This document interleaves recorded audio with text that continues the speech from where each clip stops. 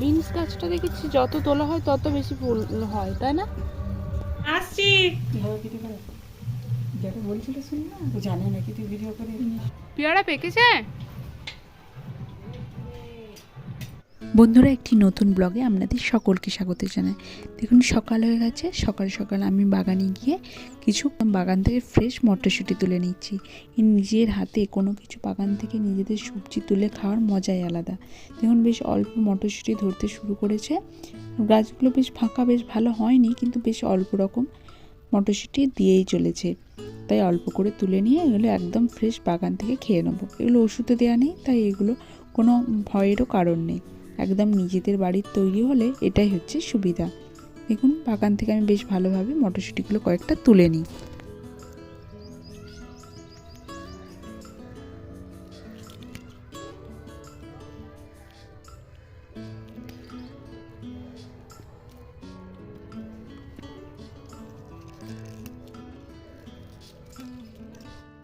দেখুন বেশ অনেকগুলি মটরশুঁটি তুলে নিয়েছি।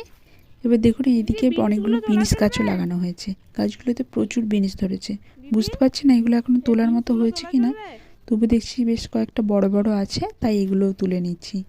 জিজ্ঞেস করে নিলাম, বললো এগুলো তোলা চলবে। দেখুন গাছগুলো একবারে বিনসে ভর্তি হয়ে রয়েছে। আর শুনেছি নাকি এগুলো যত বেশি তোলা হয় তত বিনসের ফলনও বাড়ে, তাই অল্প অল্প করে তুলে নিচ্ছি।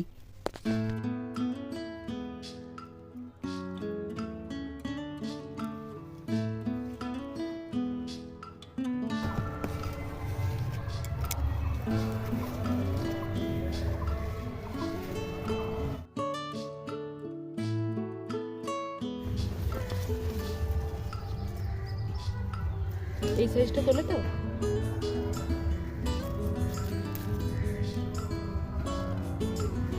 বিনস গাছটা দেখেছি যত তোলা হয় তত বেশি ফুল হয়, তাই না? তোকে আই লাভ ইউ বলছে দিদি।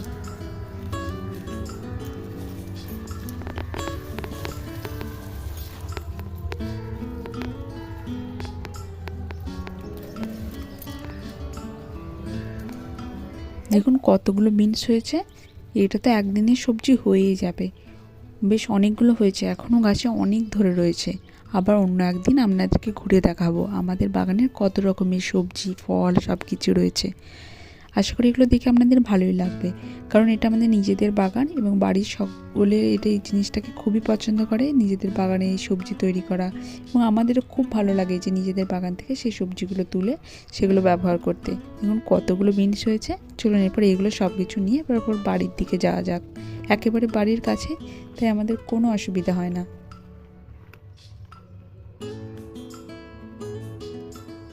দেখুন কতগুলো বিনস, মটরশুঁটি আর এখানে টমেটো তুলে আনা হয়েছে। দেখেই ভালো লাগছে, টমেটোগুলো দু একদিনের মধ্যেই পেকে যাবে। আর এদিকে দেখুন আমাদের একটা কিটক্যাট চকলেট ছিল, যেটা আমাদের বঞ্চি ভাগ করে নিচ্ছে। কেউ একা খাবে না, সকলের সঙ্গে দেখুন ভাগ করে নেবে, তাই দেখিয়ে ভাগটা করছে। দেখুন সকাল থেকে আমি হেনাটা ভিজিয়ে রেখেছিলাম, এটা বেশ ভালোভাবে ভিজে গেছে। এরপর এটা আমি মাথায় লাগিয়ে নেব। বেশ হেনা করে আমি ফ্রেশ হয়ে গেছি। এবার দুপুরে দেখুন গরম গরম এখানে ভাত। আজকে আমাদের বাড়িতে নিমন্ত্রণ ছিল, সেজন্য এখানে আমি আর দিদি খেয়েছি। দেখুন গরম ভাত রয়েছে, মসুর কলাই মাখা রয়েছে, ডিম ভাজা আর কাঁচা লঙ্কা দিয়ে পেঁয়াজ পোস্ত। এই কাঁচা লঙ্কা দিয়ে ঝাল ঝাল পেঁয়াজ পোস্তটা খেতে এত ভালো লাগে। দেখুন বেশ অনেকটা করে নিয়ে নেওয়া হয়েছে। রয়েছে মটনের অল্প করে ঝোল আর টমেটোর চাটনি। আজকের খাবারটা বেশ জমে যাবে। খাওয়া দাওয়া হয়ে যাওয়ার পর দেখুন দুপুরে ছাদে এসে বসেছি। দেখছি চারপাশটা আম গাছগুলো একবারে আমের মুকুলে ভরে উঠেছে। পাশের বাড়ি তো বটেই, আমাদের গাছগুলো দেখছি একদম আম মুকুলে একেবারে ভরপুর। যদি এবছর আম হয় মনে হচ্ছে খুব ভালো এবছর আমের সিজন হবে। সব গাছে প্রচুর মুকুল এসেছে। জল পায় তাহলে সব মুকুল টিকেও যাবে। দেখুন দুপুরে খাবার পর বেশ একটা পেয়ারা টেয়ারা খেলে খুবই ভালো লাগে আমাদের, সেজন্য দেখুন আমাদের গাছে বাবলুদা ওঠে পেয়ারা পারছে। জানি না পেয়ারাগুলো বেশ দেখে তো মনে হচ্ছে পাকা পাকা, কিন্তু বলছি যে এটা রোদের জন্য এরকম পাকা পাকা সাদা লাগছে। কি খাবি?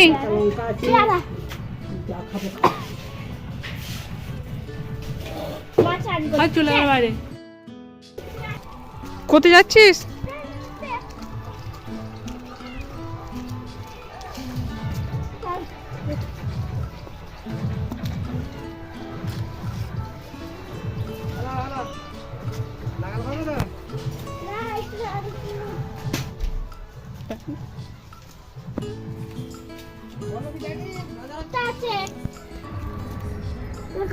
তুই খাবি না? বেশ অনেকগুলো পেয়ারা আমাদের পাড়া হয়ে গেছে। এরপর চলুন এগুলোকে খেয়ে ফেলা যাক। বেশ বিট লবণ দিয়ে আর কাঁচা লঙ্কা দিয়ে খেতে দারুণ লাগবে। আর এখানে দেখুন একজন আদুরি আসছেন, খাচ্ছেন আর চলে যাচ্ছেন। একটু কাছে ডাকলে তিনি তো ধাঁ।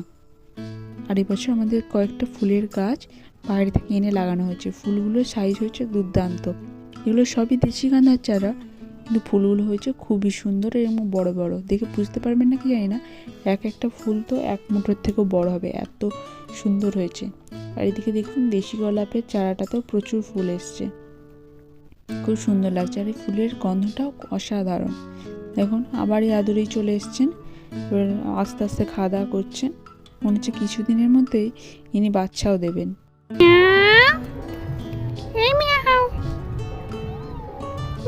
আর এই যে পাকা গিন্নি জামা কাপড় পরে গিয়েছিল, দেখুন তুলে নিচ্ছেন। আর এই গৌরচরিত গাছটা এবছর বেশ ভালোই ফুল দিল। একটু মাঝখানে ঝিমিয়ে পড়েছিল, আবার দেখুন খুব ভালো ফুল দিচ্ছে। আর আজকে অষ্টমী উপলক্ষে মা বানাবে ভাজা পিঠে। সেই জন্য দেখুন রাঙা আলুগুলোকে ভালো করে কেটে পরিষ্কার করে নিচ্ছে। তারপর এটা মেখে নিয়ে সেদ্ধ করে ভালো করে চালের গুঁড়ো দিয়ে আর গুড় দিয়ে মেখে নিয়ে মণ্ডটা তৈরি করে নিয়েছে। দেখুন অল্প অল্প করে ভাজা পিঠে বানাতেও শুরু করে দিয়েছে। মা বেশ লম্বা লম্বা করে বানাচ্ছে, আর এই পাকা গিন্নি বানাচ্ছেন গোল গোল করে। ওনারগুলো নাকি খেতে বেশি ভালো হবে। মাঝখানে ফুগুড়ি দিয়ে দিচ্ছে, কিছুটা নারকেলের পুর আর কিছুটা চাঁচির পুর, দু রকম দিয়ে বানানো হয়েছে। এই ভাজা পিঠেটা খেতে দেখবেন খুবই ভালো লাগে।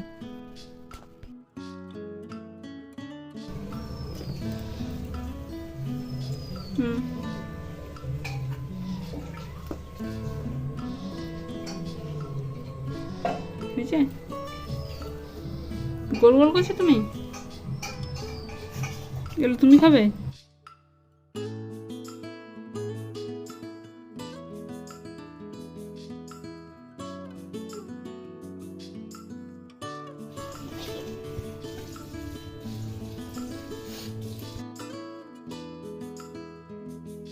দেখুন পিঠে ভাজাও শুরু হয়ে গেছে।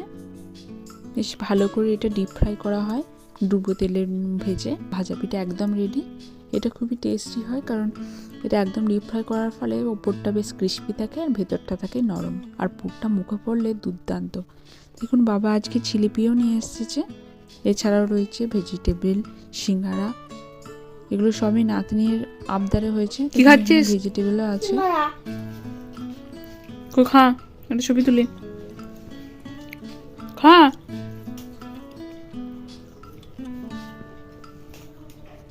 ভালো? কেমন খেতে?